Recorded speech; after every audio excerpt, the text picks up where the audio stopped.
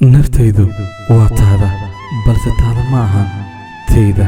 sidaan u adeeco amarkaaga dadku way la yaabaan haddana sidaan rabo marnaba kama helo agtaada dadka ii damqada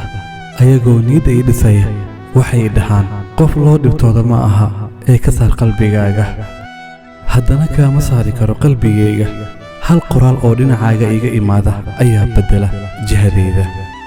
wanaag kama dhammaan adduunka maxaad ii wanaajin la'dahay aniga waxaad ii bartay qiimaynta qof ii neceb aniga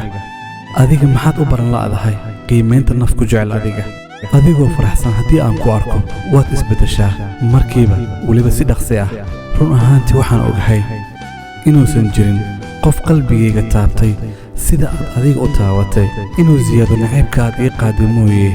ma nusqaami doono jacaylka aan kuu qabo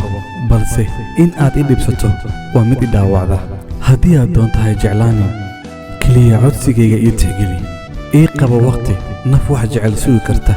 oo aad adigu raalli iiga noqon doonto bliis diyaar waxaan u ahay inaan ku sugo adiga ilaa inta cimrigay ka dhiman ilaa inta cimrigay ka dhiman ilaa inta cimrigay ka dhiman ilaa inta cimrigay ka dhiman